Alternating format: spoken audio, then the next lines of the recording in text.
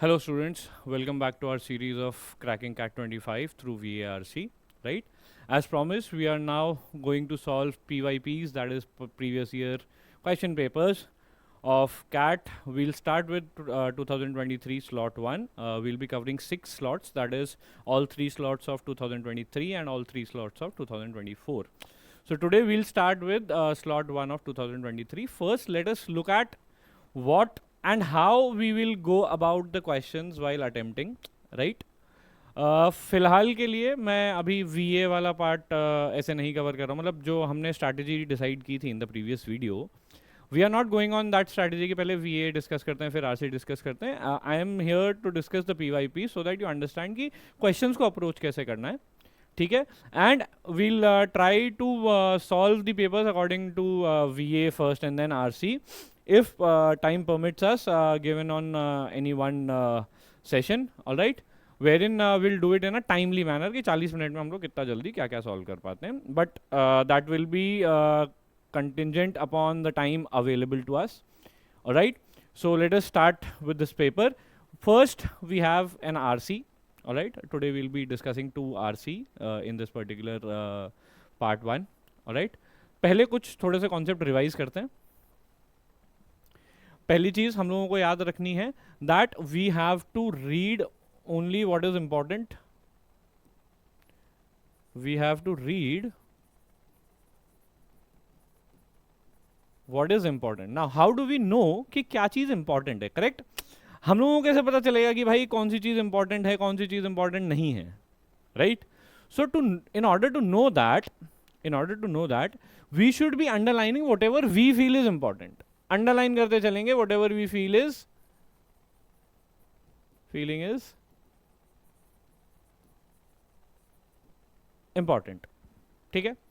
अब देखते हैं कि how we will be solving these questions. आगे एक और इंपॉर्टेंट चीज आती है कि भाई वोकैबुलरी का क्या करेंगे. वोकैबुलरी आज मैं आपको दिखाऊंगा कि कॉन्टेक्चुअल वोकैबुलरी कैसे देखी जाती है. दैट मीन्स कॉन्टेक्चुअली किस वर्ड का क्या मीनिंग होता है. ऑलराइट, एग्जाम्पल्स के थ्रू हम लोग सॉल्व कर ही रहे हैं पेपर, तो उसमें हम लोग देखेंगे कि भाई हर वर्ड का कॉन्टेक्चुअली, जिस भी वर्ड का what ever word is difficult for us, उस वर्ड का मीनिंग क्या निकल के आ रहा है, ठीक है. Let us look at this one. इसके अलावा there is one more thing that we need to understand. हम जो भी चीज पढ़ेंगे हमको याद रखना है. Retention is the key here students. We need to understand retention is the key here, ठीक है. अब रिटेंशन के लिए हमको क्या करेंगे, और दूसरी चीज याद रखिए, golden rule of CAT is elimination method, ठीक है. एलिमिनेशन मेथड देखेंगे हम लोग, ऑलराइट. इसके अलावा हम लोगों को क्या करना है कि देखिए हमारे पास 4 ऑप्शंस हैं, करेक्ट. There are 4 options. अब हमको करना क्या है, या तो हम एलिमिनेट कर लेंगे सारे ऑप्शंस को, correct. Either we are so sure about a single option कि हमारे पास डायरेक्ट रेफरेंस है पैसेज में कि नहीं नहीं भाई साहब यही आंसर होगा, इसके अलावा कोई दूसरा आंसर नहीं होगा, then only we'll mark that answer, otherwise we will not. उसके अलावा हम लोग सिर्फ और सिर्फ एलिमिनेशन मेथड से ही चलेंगे. ये चीज कहां पर काम ज्यादा आती है, जहां पर इन्फरेंस बेस्ड है. दैट मीन्स इन्फरेंस बेस्ड का मतलब सीधा सीधा ये हुआ कि भाई आपने इन्फर क्या किया पैसेज से, उसके बेसिस पर जो चीज रन करेगी दैट इज इन्फरेंस बेस्ड, और हम एलिमिनेशन मेथड करेंगे. This is also inference based but this is specific. That means given in passage directly.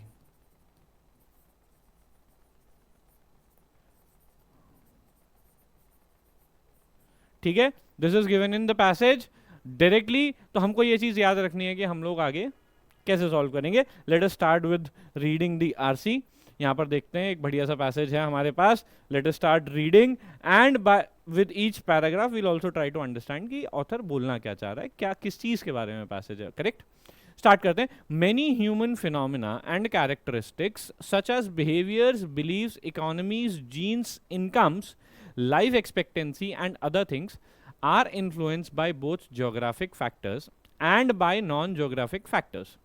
Geographic factors mean physical and biological factors tied to geographic locations, including climate, the distribution of wild plants and animal species, soils and topography. Non-geographic factors include those factors subsumed under the term culture.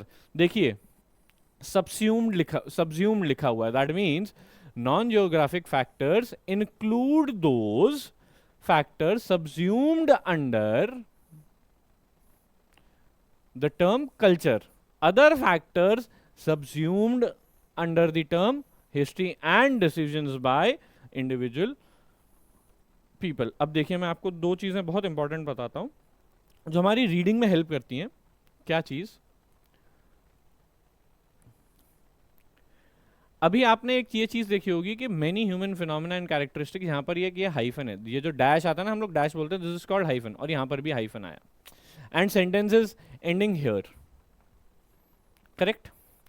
अब होता क्या है, मानकर चलते हैं कि hyphen से पहले का पार्ट जो सेंटेंस का था दैट इज एक्स, हाइफन के बीच में जो पार्ट आया दैट इज वाई, हाइफन के बाद जो पार्ट आया जेड और फुल स्टॉप. ठीक है, ये हमारे सेंटेंस या स्टेटमेंट का स्ट्रक्चर है. अब होता क्या है, ये जो होता है ना, this is extra information.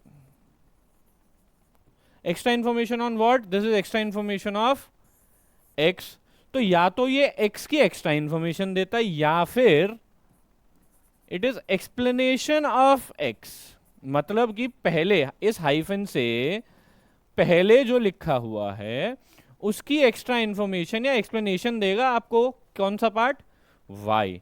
But आपका स्टेटमेंट जो है, सेंटेंस जो है, कंटिन्यू कहां हो रहा है? X to Z. That means अगर आप एक्स के बाद सीधा जेड को भी पढ़ते हैं और वाई को छोड़ देते हैं तो आपके स्टेटमेंट के स्ट्रक्चर पे, सेंटेंस के स्ट्रक्चर पर इतना फर्क नहीं पड़ेगा. Let us try this. जो भी करेंगे हम लोग, देखिए प्रूफ के साथ करें तो मजा है, वरना बिना प्रूफ के तो कुछ भी बोलते रहे हवा में, कोई मतलब नहीं है. Many human phenomena and characteristics are influenced both by geographic factors and non-geographic factors. देखिए स्टेटमेंट इज कंप्लीट. वो क्या बोल रहा है, बहुत सारे ऐसे ह्यूमन फिनोमिना और कैरेक्टरिस्टिक्स जो हैं वो किससे इन्फ्लुएंस हो रहे हैं? ज्योग्राफिक फैक्टर से और नॉन ज्योग्राफिक फैक्टर से. अब उसने क्या बता दिया, बीच में एक्सप्लेनेशन किस चीज का, डिटेल किस चीज की दी है? डिटेल दी हुई है many human phenomena and characteristics की, such as behaviour, beliefs, economies, genes, income, life expectancy and other things.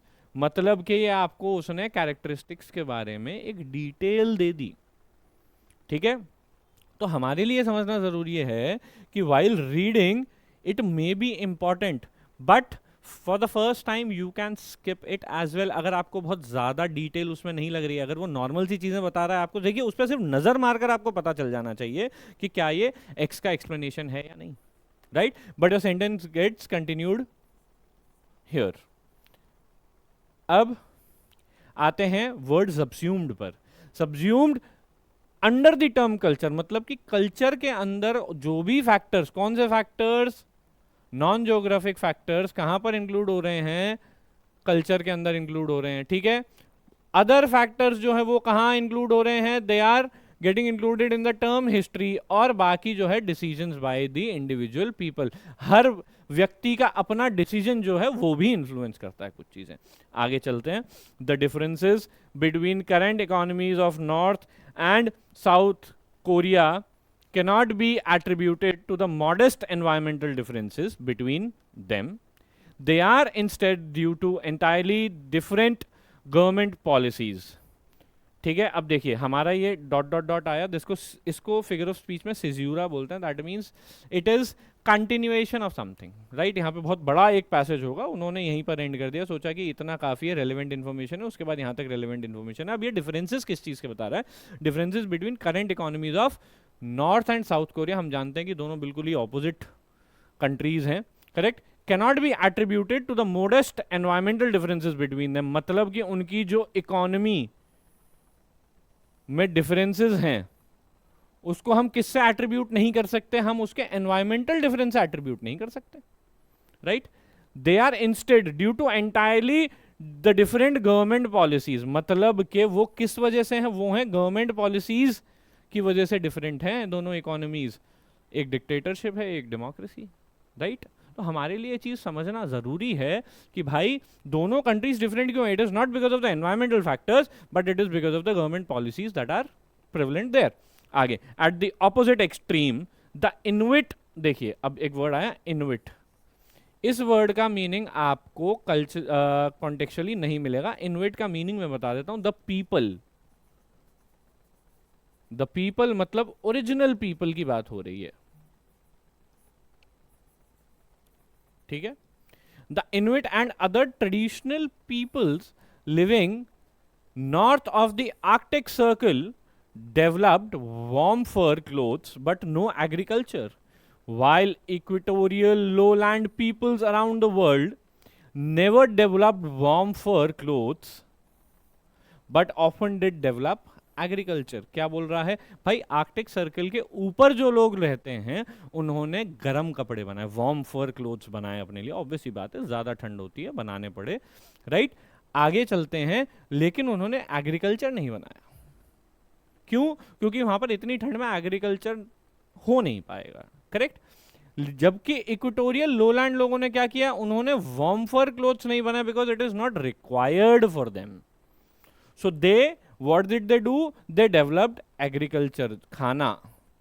अब आगे, the explanation is straight forwardly geographic. Explanation क्या है, ज्योग्राफिक इन नेचर है rather than a cultural or historical quirk।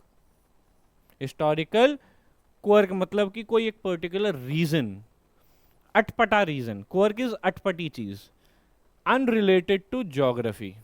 कोई अटपटी चीज जो कि ज्योग्राफी से रिलेटेड नहीं है, ऐसा नहीं है, ज्योग्राफी ही इसका मेन कारण है। एब ओरिजिनल, अब देखिए आगे कंटिन्यू किया, यहां पर आर्कटिक सर्कल वाला एग्जाम्पल खत्म हो जाता है आपका। आगे, Aboriginal Australia remained the sole continent occupied by hunter gatherers and with no indigenous farming or herding।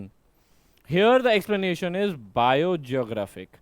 मतलब कि ऑस्ट्रेलिया में क्या था, ऑस्ट्रेलिया में सिर्फ और सिर्फ continent is occupied by home hunter gatherers and with no indigenous farming. Indigenous is local, खुद का डेवलप्ड, खुद की डेवलप्ड फार्मिंग नहीं थी उन लोगों की। और हर्डिंग, हर्डिंग मतलब डोमेस्टिकेटेड एनिमल्स नहीं थे, भेड़ बकरियां गाय भैंसे ये चीजें नहीं थी वहां पर। Here the explanation is biogeographic। The Australian continent has no domesticable native animal species and few domesticable native plant species. वो क्या बोल रहा है, ये बायोजियोग्राफिक है, बायोलॉजी और ज्योग्राफिक दोनों चीजों का मिक्सचर है। क्यों? क्योंकि ऐसी कोई डोमेस्टिकेबल एनिमल स्पीशीज नहीं है ऑस्ट्रेलिया में, और बहुत ही कम प्लांट्स हैं जो डोमेस्टिकेबल हो नेचर में। अब instead the crops and domestic animals that now make Australia a food and wool exporter are all non-native। जितने भी कपड़े और खाना, जो भी चीजें एक्सपोर्ट करता है ऑस्ट्रेलिया आज के समय में, वो सारी चीजें क्या हैं, they are all non native in nature. मतलब कि वो उनकी नहीं है, वो कोई और लेकर आया था। कौन लेकर आया? Mainly from, mainly Euro Asian, that means Europe और एशिया से लाए गए।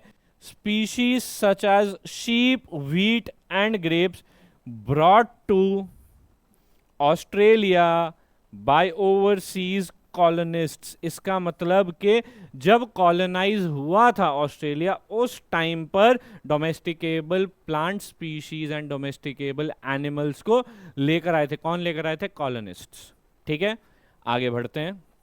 देखिए यहां तक हमारे पास एक कनेक्शन होना चाहिए, हमको पता होना चाहिए कि वो कुछ तो ज्योग्राफी रिलेटेड बात कर रहा है, कुछ तो बायो ज्योग्राफी रिलेटेड बात कर रहा है ऑथर। ये क्यों बात कर रहा है बार बार? वो स्पीशीज, वो एक रीजन देना चाह रहा है आपको कि भाई लोग रहते किस प्रकार थे और ऐसे क्यों रहते थे, राइट। और उसमें चेंज करने वाले लोग कौन थे? चेंज करने वाले लोग थे कॉलोनिस्ट, जिन्होंने ऑस्ट्रेलिया में नई species of domesticable animals and plants को इंट्रोड्यूस किया, क्योंकि वो लोग लेकर गए थे भाई, उनको खाना खाना था। They were not hunters and gatherers. आगे चलते हैं। Today no scholar would be silly enough to deny that culture, history and individual choices play a big role in many human phenomena. आज कोई भी स्कॉलर मना नहीं करेगा कि भाई कल्चर, हिस्ट्री और इंडिविजुअल चॉइसेस बहुत बड़ा रोल प्ले करते हैं ह्यूमन फिनोमिना में। Scholars don't react to cultural, historical and individual agent explanations bye denouncing देखो वो लोग रिएक्ट नहीं करते हैं इन चीज़ों पर, किस चीज़ को डिनाउंस करके, डिनाउंस का मतलब किसी चीज़ को गलत ठहरा देना। Cultural determinism, determinism means something that determines, something that determines, यहां इस केस में पीपल्स कैरेक्टरिस्टिक्स।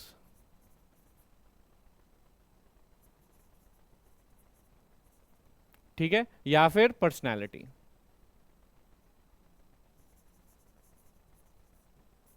ठीक है,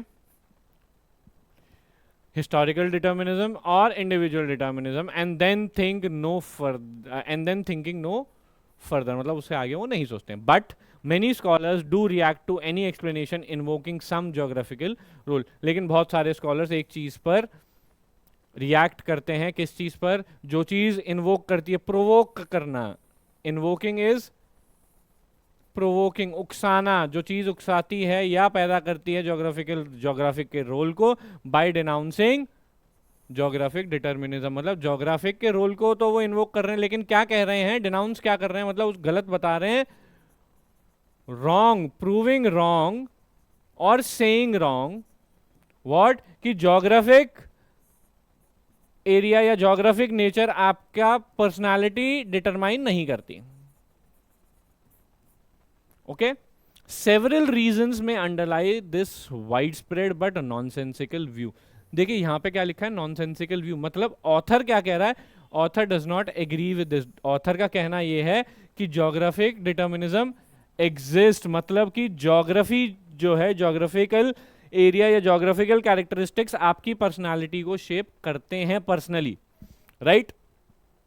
explanation, one reason is that some geographic, अब वो आगे रीजन दे रहा है, one is that some geographic explanations advanced a century ago were racist, thereby causing all geographic explanations to become tainted by racist associations in the minds of many scholars other than geographers।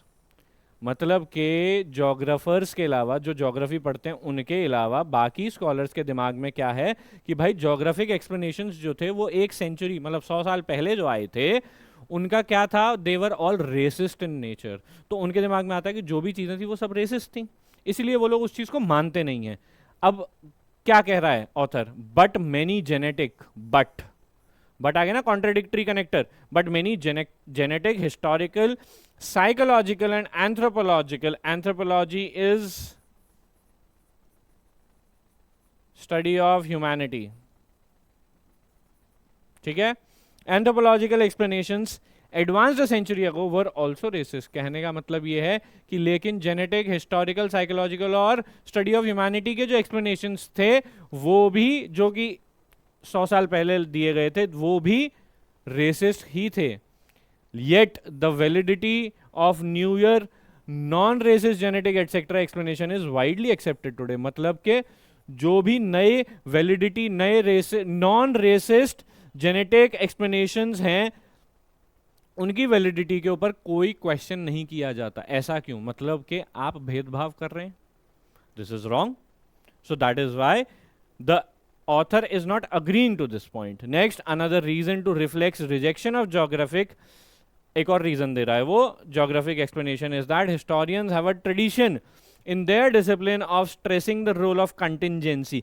Contingency is your, you know, contingency is something wherein you find, you see कि भाई आप, it is a possible situation कि क्या क्या चीजें हो सकती हैं। Contingency is possible situation, right?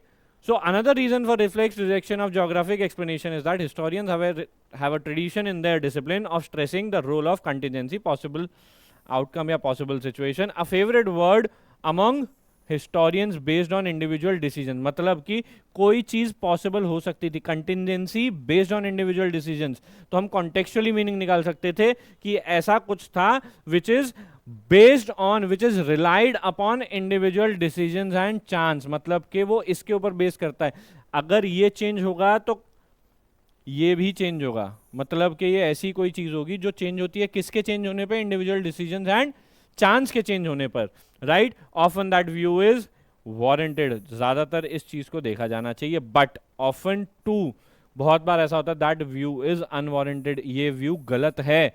The development of warm fur clothes among the Inuit, among the people, the original people living in north of the Arctic Circle was not because one influential Inuit leader persuaded other Inuit in 1783 to adopt warm fur clothes for no good environmental reason. मतलब के ऐसा नहीं था कि किसी एक बहुत influential व्यक्ति ने वहां पर सबको बोला कि नहीं नहीं हम गर्म कपड़े बनाएंगे, फर वाले कपड़े बनाएंगे इन 1783. जनरली हिस्टोरियंस यही बोलते हैं ना कि एक बड़ा लीडर निकला उस साल में, उसने इन्फ्लुएंस किया लोगों को, एक मूवमेंट बना. ऐसा नहीं है ना यहाँ पे. और उसमें कोई एक्सप्लेनेशन आपने एनवायरमेंटल रीजन का नहीं दिया, राइट? एनवायरमेंटल का कोई रीजन नहीं दिया एनवायरमेंट रिलेटेड, तो ऐसा नहीं है ना. It was purely geographical. We have seen that in the past. आगे, a third reason is that geographic explanations usually depend on detailed technical facts of geography and other fields of scholarship. मतलब के geographical explanations जो हैं वो technical knowledge related होते हैं. Most historians and economist don't acquire that detailed knowledge as part of their professional training. Historians और economist को वो प्रोफेशनल ट्रेनिंग के टाइम पर वो नॉलेज नहीं मिलती है, तो इसलिए वो उसको एक्सेप्ट नहीं कर, जब समझेंगे नहीं तो एक्सेप्ट कैसे कर पाएंगे. And since the knowledge is so vast they won't even be able to verify the particular situation in person. वो खुद भी वेरीफाई नहीं कर पाएंगे उस चीज को. तो ये चीज हमको याद रखनी है. आगे चलते हैं, क्वेश्चंस आ गए हमारे. Let us look at the question first. All of the following are advanced by the author as reasons why non geographers disregard geographic influences on human phenomena except there. देखिए यहां पे इंपॉर्टेंट चीज हमारे लिए देखना है, एक्सेप्ट दिया हुआ है. दैट मीन्स जो बोल रहा है उसके अलावा हमको चीज ढूंढनी है. That means all of the following are advanced by the author as reasons why non geographers disregard geographic influences on human phenomena. मतलब के ऑथर ने क्या क्या रीजंस दिए हैं, क्या क्या रीजंस दिए हैं नॉन ज्योग्राफर्स को एक्सप्लेनेशन एक्सेप्ट करने के. रीजंस दिए ना बहुत सारे जिस वजह से नॉन ज्योग्राफर्स एक्सेप्ट नहीं करते हैं ज्योग्राफिकल एक्सप्लेनेशंस को. हमको उसके अलावा जो, मतलब कि उसने जो रीजन नहीं दिया है हमको वो ढूंढना है. First, lingering impressions of past geographic analysis that were politically offensive. Racist वाली चीज थी ना, राइट? रेसिस्ट वाली चीज थी, याद करिए, करेक्ट? तो रेसिस्ट वाली चीज जो थी भाई उसको हम कैसे काउंट कर सकते हैं? This was the reason given. Next, believe in the central role of humans unrelated to physical surroundings in influencing phenomena. अब देखिए, अनरिलेटेड टू फिजिकल सराउंडिंग्स मतलब कि उनके आसपास की चीजें जो थी, उनके आसपास का जो सारी चीजें थी वो चीज भाई कैसे उसके ऊपर इफेक्ट नहीं कर रही थी. जबकि हमने देखा कि उन्होंने सारी चीजें उनके आसपास ही थी, वो ही चीजें उसको वो इफेक्ट कर रही थी, correct? Next, disciplinary training in which typically does not include technical knowledge of geography. तो भाई ये भी दिया हुआ है उसमें, टेक्निकल नॉलेज जो इंक्लूडेड नहीं थी. D, dismissal of explanations that involve geographical causes for human behaviour. देखिए, अगर वो सिर्फ और सिर्फ ज्योग्राफिकल नॉलेज इंक्लूड कर लेते जो कि उन्होंने ह्यूमन बिहेवियर के लिए उन्होंने इन्वॉल्व ही नहीं किया बिल्कुल भी, राइट? अब हमको देखना यह है कि यहां पर क्या है, influencing phenomena, believe in central role of humans. अब देखिए उनका क्या था, सेंट्रल रोल ऑफ ह्यूमंस तो था लेकिन अनरिलेटेड टू फिजिकल सराउंडिंग्स था. This is given as one reason, this is given as one reason. Let us look. Another reason is that discipline stressing the role of contingency based on individual decision and chance. मतलब कि human का role था, but human का role था लेकिन for no good environmental reason. देखिए दो चीजें अलग अलग जगह दी हैं लेकिन एक ही पैराग्राफ में दी है. हमको समझना यह है कि these two are actually explaining one reason. Another reason है ना, एक रीजन यहां पर दिया हुआ है, एक रीजन यहां दिया है, एक रीजन यहां दिया, यहां क्या दिया है रेसिस्ट वाला तो पॉलिटिकली ऑफेंसिव, यहां क्या दिया है नॉलेज वाला, यहां क्या दिया है कि सिर्फ ह्यूमन रिलेटेड था but it was not related to environment. See politically offensive given, believe in central role of humans unrelated to physical surroundings and influencing phenomena given, humans effect करते थे, environment effect नहीं करता था. Disciplinary training in which typically does not include technical knowledge, this is also given. Correct. So our answer is D. देखिए हम eliminate करते आए, last में हमारा ऑप्शन था तो भी हमको आंसर मिल गया. Correct. Let us move to next question. The author criticizes scholars who are not geographers for all of the following reasons. देखिए हमको क्या देखना है, जोग्राफर्स को क्रिटिसाइज क्यों कर रहा था ऑथर, राइट उनको क्रिटिसाइज क्यों कर रहा था, because they are not accepting geographical explanations.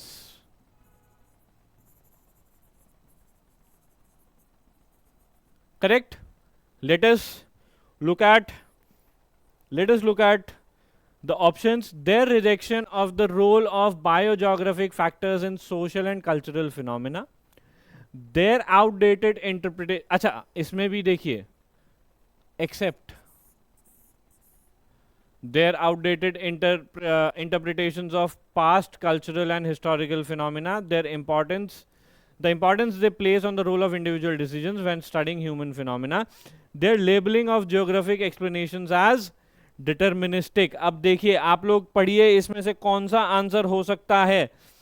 सी अब हमारे लिए समझना यह जरूरी है कि भाई एक्सेप्ट बोला है ना, बिकॉज यहां पर क्या है, rejection of role biogeography in social and cultural phenomena. वो ये मानते ही नहीं थे कि बायोजोग्राफी का कोई रोल है. देखिए one reason is some geographic explanation advance century को सॉरी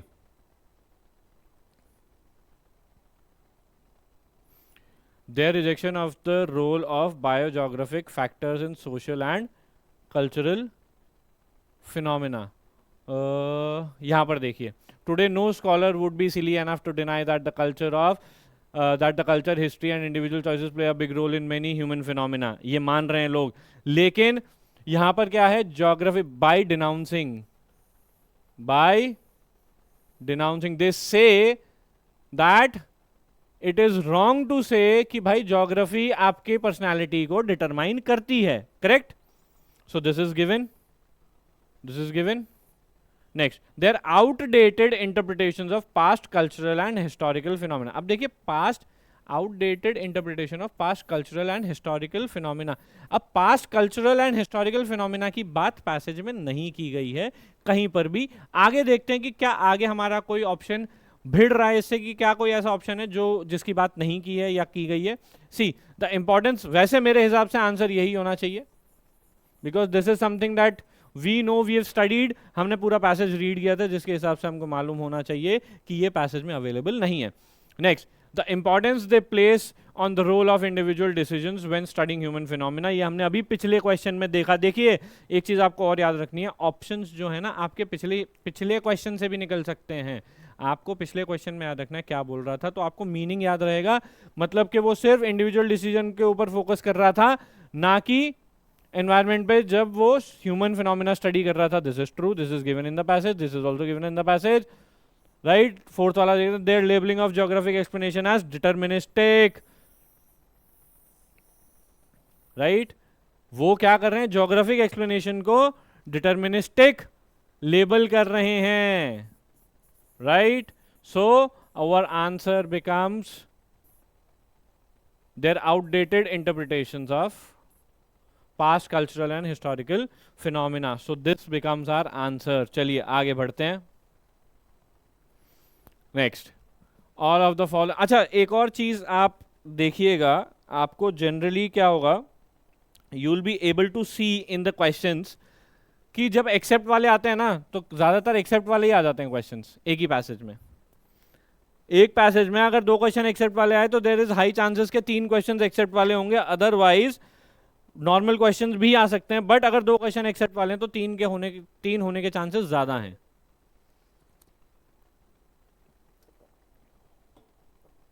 चलिए, all of the following can be inferred from the passage except individual diktat and contingency were not the causal factors for the use of fur clothing in some, अच्छा accept है, इन some very cold climates, मतलब कि individual हमारा reason मुझे पसंद था इसलिए, और contingency possible situation were not the causal factors, they were not the causal factor, वो कारण नहीं थे किसका, use of fur clothing in some very cold climates, this is given in the passage.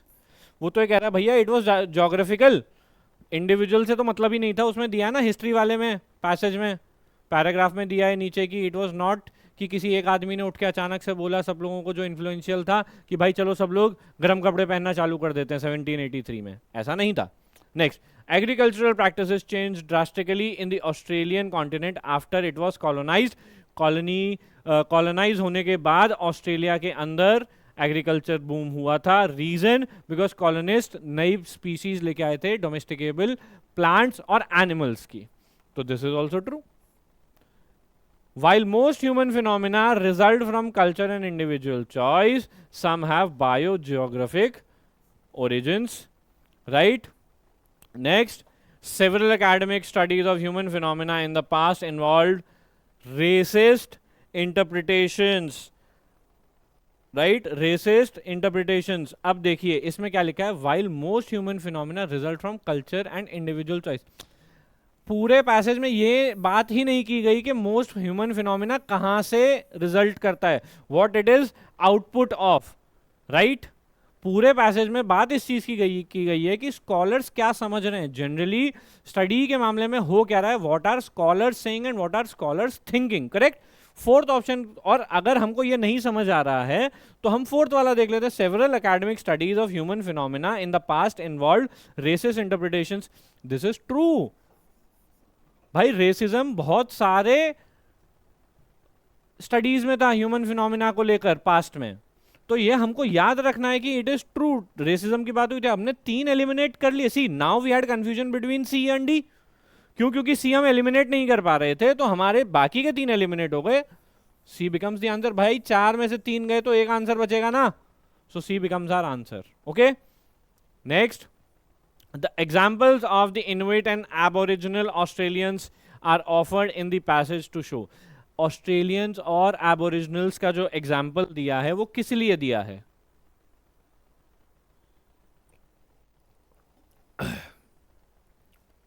human resourcefulness across cultures in adapting to their surroundings, how physical circumstances can dictate human behavior and cultures, that despite geographical isolation, traditional societies were self-sufficient and adaptive, how environmental factors lead to comparatively divergent paths in livelihoods and development। देखिए livelihood और development की बात नहीं की गई है तो हम इसको हटा देंगे।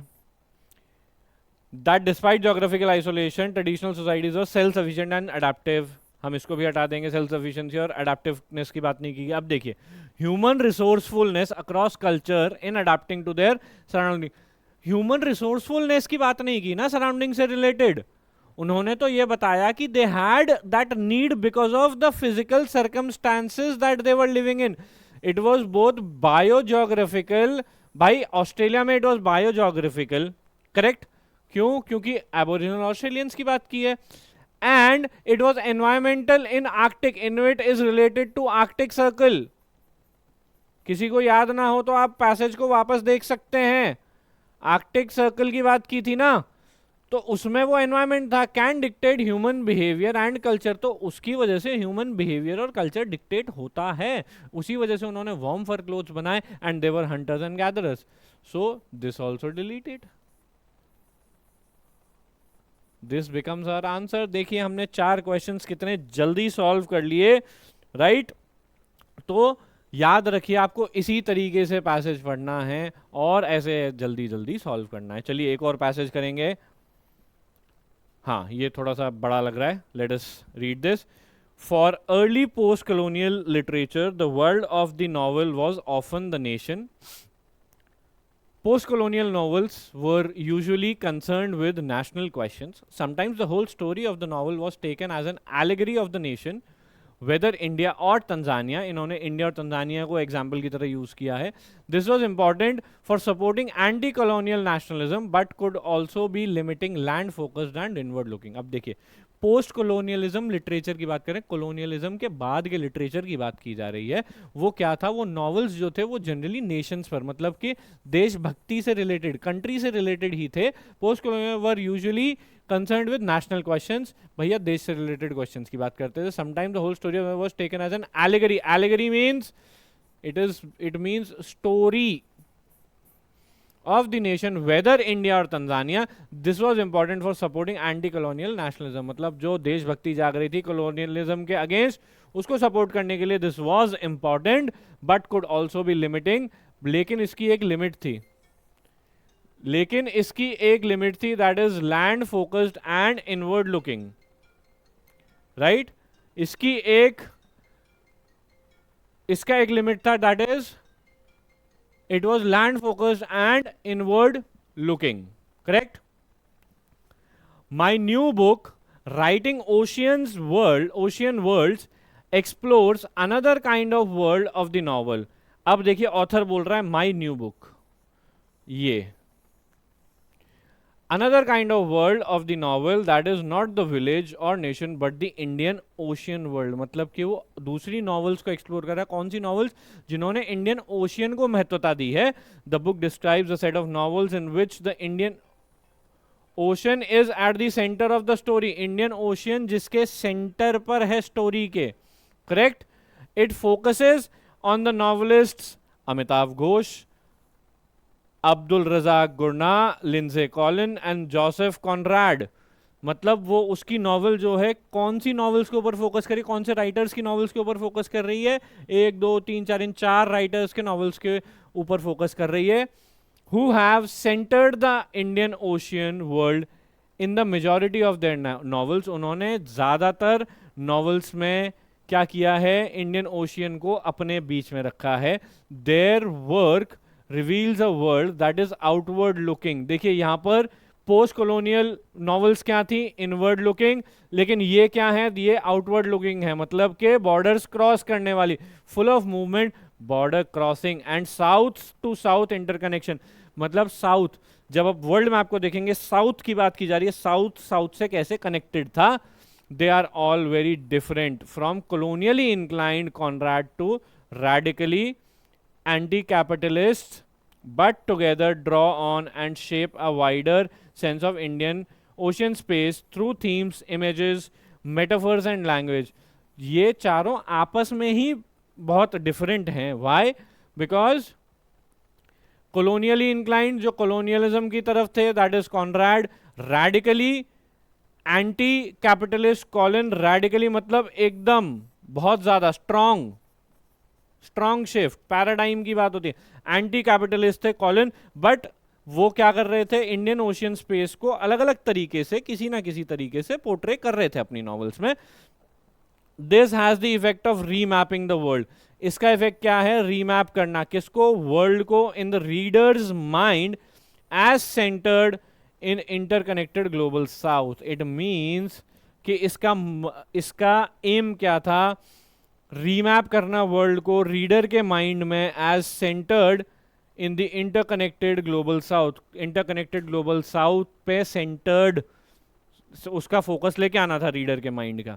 आगे चलते हैं. The Indian Ocean world is a term use to describe the very long lasting connections among the coasts of East Africa, the Arab coasts and South and East Asia. अब देखिए, the Indian Ocean world is a term used to describe the very long lasting connections among the coast of East Africa, the Arab coast and the South and East Asia. ये जो regions बताएं, इनको connect करने वाले area को Indian Ocean world बोला जाता था. These connections were made possible by geography of Indian Ocean. ये connection बने कैसे? Indian Ocean की वजह से, Indian Ocean के geography की वजह से बने. For much of history, travel by sea was much easier than by land, which meant that port cities very far apart were often more easily connected to each other than to much closer inland city. मतलब के history में ऐसा बहुत समय तक देखा गया कि traveling by sea was more easier than traveling by land, and that is why cities even far away could be reached easily through sea rather than जो पास में सिटीज होते थे थ्रू लैंड. मान लीजिए कि 200 किलोमीटर दूर कोई जगह है, 500 किलोमीटर दूर कोई जगह है, बाई रोड वहां पर ट्रैवल कर पाना मुश्किल हो रहा था, जबकि 1,500 किलोमीटर या 3,000 किलोमीटर दूर कोई सी ट्रैवल रूट के थ्रू था, because they had the means to reach there. Right. Historical and archaeological evidence suggest that what we now call globalization first appeared in, देखिए क्या बोल रहा है, हिस्टोरियंस और आर्कियोलॉजिकल एविडेंस बता रहा है क्या कि जिस चीज को हम आजकल ग्लोबलाइजेशन ग्लोबलाइजेशन बोल रहे हैं वो पहली बार कहां अपीयर हुआ, इंडियन ओशियन में अपीयर हुआ. This is the interconnected oceanic world referenced and produced by novels in my book. मतलब कि जो भी नॉवेल्स इनकी बुक में, ये वही वर्ल्ड को पोर्ट्रे करने की कोशिश कर रही हैं, किसके, ऑथर की बुक नॉवल में जो भी नॉवेल्स यूज की गई हैं. Next, for their part, Ghosh, Gurna, Colin and even Conrad reference a different set of histories and geographies than the ones most commonly found in fiction of English. देखिए इन ये क्या बोल रहे हैं, जो ये चार लोग थे जिनके नॉवेल्स को वो कंसिडर कर रहा है अपने बुक में, they reference a different set of histories and geographies than the ones most commonly found in fiction in English. मतलब कि जो कॉमनली इंग्लिश फिक्शन में मिलता था उससे थोड़े अलग चीजों पर ये काम करते थे. दोज कौन सी, कॉमनली फाउंड वन, जो इजीली मिल जाती थी, मतलब इनकी जो डिफरेंट हैं, are mostly centred in Europe और the US. assume a background of Christianity and whiteness. That means जो those are mostly centered, मतलब कि वो fictions क्या करते थे, यूएस और यूरोप पे सेंटर्ड होती थी. वो क्या करते थे, बैकग्राउंड ऑफ क्रिश्चियनिटी और वाइटनेस को अज्यूम करते थे. वो हमेशा क्रिश्चियनिटी और वाइटनेस को ही पोर्ट्रे करते थे और उसी को बढ़ा चढ़ा कर दिखाते थे. And mention the places like Paris and New York, वो पेरिस और न्यूयॉर्क की ही बात करते थे. The novels in my book highlight instead a largely Islamic space. मतलब कि जो नॉवेल्स मेरी बुक में हैं वो ज़्यादातर इस्लामिक स्पेस को दिखाते हैं. Feature characters of colour, whiteness की बात नहीं, coloured, that means brown, black, उनकी बात कर रहे हैं. And centralise the ports of Malindi, Mombasa, Aden, Java and Bombay. It is a densely imagined, richly sensory image of a southern cosmopolitan culture which provides for an enlarged sense of place in the world. It is a densely imagined, richly sensory image of a southern cosmopolitan culture which provides for an enlarged sense of place in the world.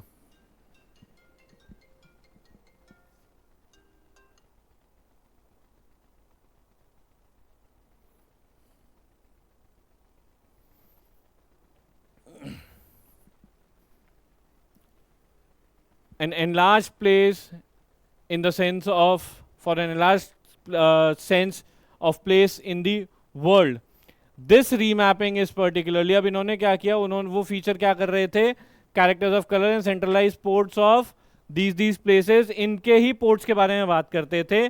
Densely image थी, sensory image, southern cosmopolitan culture, जिसने क्या किया, एक enlarge sense of place in the world के बारे में बात किया. किसने, जो भी नॉवेल्स उन्होंने अपनी बुक में कंसिडर की थी. This remapping is particularly powerful for the representation of Africa. ये रीमैपिंग जो की है उन्होंने, this is particularly representation powerful for the representation of Africa. वो अफ्रीका के रिप्रेजेंटेशन के लिए बहुत पावरफुल है. In the fiction, sailors and travelers are not all European. अब हो क्या रहा था फिक्शन में, इनकी फिक्शन जो है उसमें सारे जो सेलर्स हैं जो कि बोट से ट्रैवल करते हैं वो सब यूरोपियंस नहीं थे. वो कौन कौन थे, अफ्रीकन थे. As well as Indian and Arab characters, मतलब कि इंडियंस भी थे, अरबियंस भी थे. एंड जो ट्रेडर्स हैं, नखोडाज हैं, दिखा हुआ है 2 शिप कैप्टन्स, रनअवेज जो भागे हुए हैं, भगोड़े हैं, विलन्स हैं, मिशनरीज हैं, एक्टिविस्ट्स हैं. This does not mean that Indian ocean Africa is romanticised. इसका मतलब ये नहीं कि इंडियन ओशियन अफ्रीका को बहुत ज़्यादा पसंद किया जाता हो. Migration is often a matter of force. It is not a very bright picture basically. Migration is often a matter of force. जबरदस्ती भी migration होता है. Travel is portrayed as abandonment rather than adventure. Travel क्यों दिखाया गया है कि मैं घर बार छोड़कर जा रहा हूँ, abandon करके जा रहा हूँ, ना कि adventure पर जा रहा हूँ. Freedoms are kept from women and slavery is rife. मतलब कि freedom लोग औरतों से दूर रखी जाती है और slavery चरम सीमा पर है.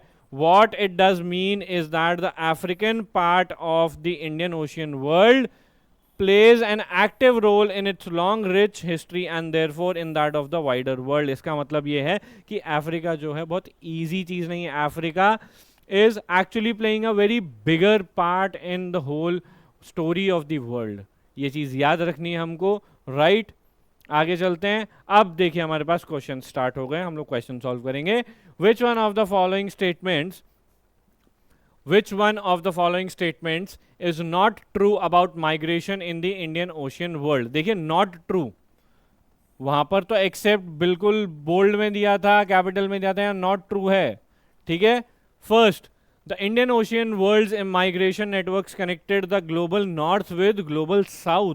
लेकिन हमने तो global south to global south पढ़ा था, ये तो नॉर्थ टू साउथ की बात कर रहा है. See, this is the statement that we should know in a definite sense. क्यों? मैं आपको रेफरेंस दिखाता हूं इसका. ये देखिए कहाँ गया, इंटरकनेक्टेड ग्लोबल साउथ की बात हो रही है, राइट. सी, साउथ इंटरकनेक्शन की बात हो रही है, करेक्ट. तो साउथ इंटरकनेक्टेड ग्लोबल साउथ का मतलब साउथ से साउथ कनेक्टेड है, ना कि नॉर्थ से south.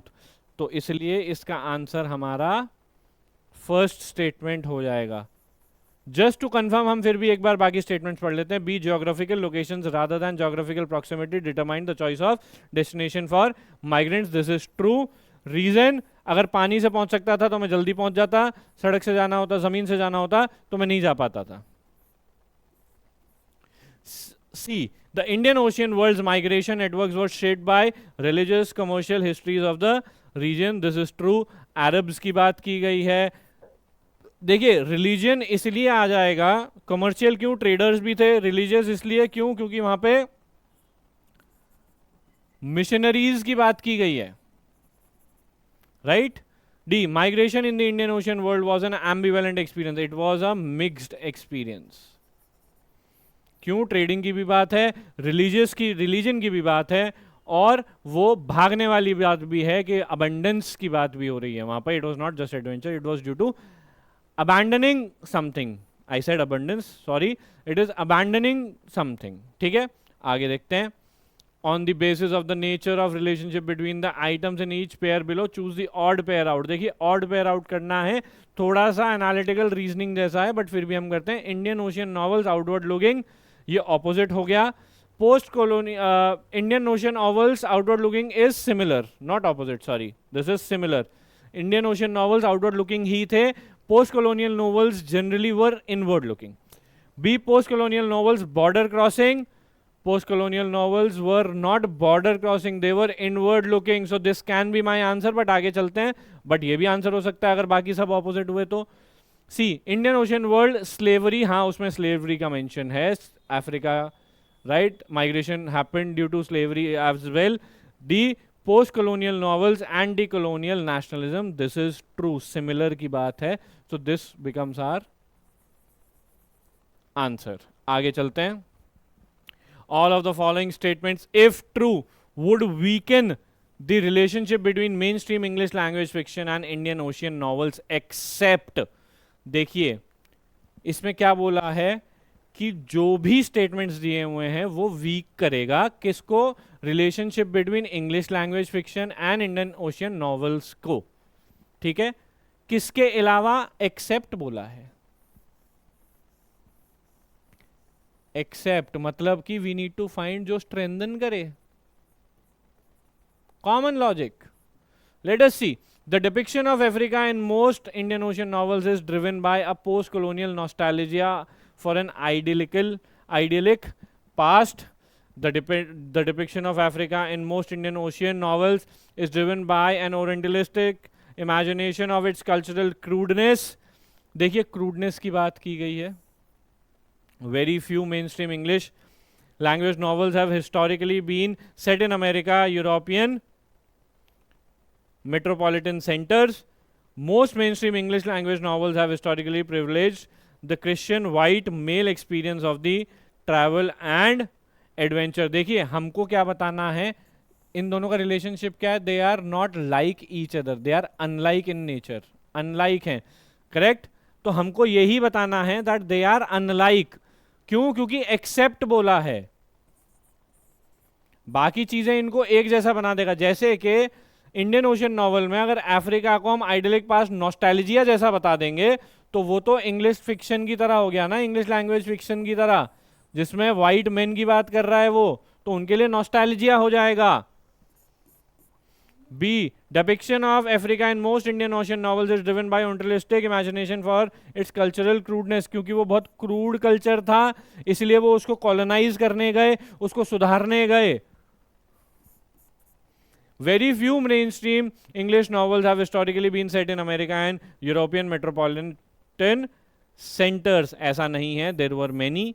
So our only option remains is here. Most mainstream English language novels have historically privileged the Christian white male experience of travel and adventure. This is different from ocean centric novels, right? हमको different बताना था कि ये दोनों कैसे different हैं. Next, all the following claims contribute to the remapping discussed by the passage except. देखिए, claims contribute to remapping discussed by the passage except. इस किसी एक के अलावा बाकी सारी चीजें जो हैं किसको कंट्रीब्यूट कर रही हैं? जो भी क्लेम्स दिए गए किसके बारे में? रीमैपिंग के बारे में वर्ल्ड के. चलिए पढ़ते हैं. Indian ocean novels have gone beyond the specific of national concerns to explore rich regional past. This is true, right? क्यों? क्योंकि पोस्ट colonial थे ना, inward looking, they are outward looking, correct? The world of early international trade and commerce was not the sole domain of white Europeans. This is also true. Cosmopolitanism originated in the West, मतलब के Europe and US और UK, and travel to the East through globalisation, मतलब globalisation के थ्रू cosmopolitan हुआ. लेकिन एक चीज दिखाता हूं आपको,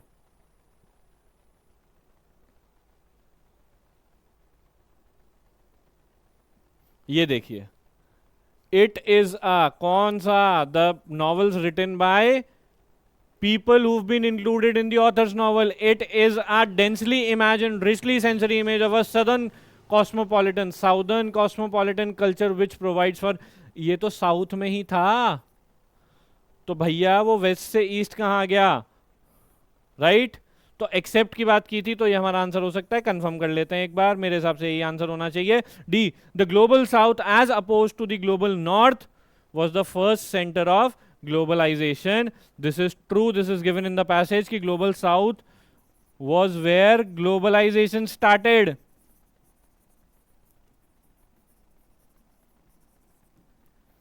Right? देखिए, इसका रेफरेंस भी दिखाता हूं मैं आपको पैसेज में.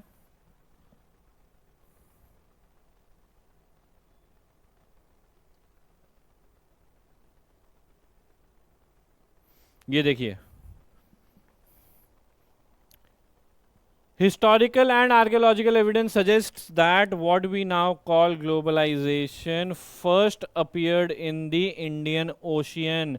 मतलब कि ग्लोबल साउथ की बात हो रही है. Why? Because interconnected global south कहाँ है? Reader's mind. What? Indian Ocean space. So that is why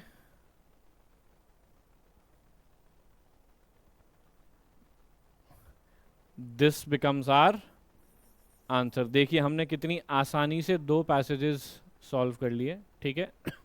इसी तरीके से हम लोगों को पैसेजेस सॉल्व करने चाहिए. नेक्स्ट क्लास में हम लोग दो पैसेजेस और सॉल्व करेंगे, and in the subsequent class we will be solving the VA section of 2023 CAT slot 1. So stay tuned in. All right, and in the next session remember that I will be giving a question that you'll need to attempt. Let me give you one question right now. What is the basic assumption? हम लोग assumption की बात कर रहे हैं, तो passage number 1 पर चलते हैं. मैं आपका क्वेश्चन यहां पर लिख दे रहा हूं so that you guys can answer in the comment box.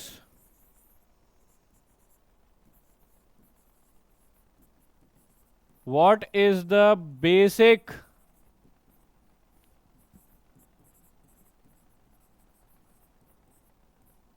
assumption of the author in the passage? So there are no options for this kind of question. The reason is this, because you should be able to identify कि आपका assumption क्या था. This actually builds your reading skill, क्योंकि आपकी inference skill बढ़ेगी. Inference skills बढ़ेंगी आपकी. जितना समझ पाए उतना बेटर इसको आंसर कर पाएंगे. आप आंसर ड्रॉप करेंगे कमेंट बॉक्स में, राइट? 24 घंटे बाद आपको जवाब मिलेगा. See, it may happen that your answer may not match the exact answer that I give, but it should be close enough. Meaning same निकल कर आना चाहिए. Then we will be able to say कि हम लोग सही track पर जा रहे हैं. ठीक है, पढ़ते रहिए. Keep on preparing for the exams. Alright, thank you so much and we'll meet in the next class.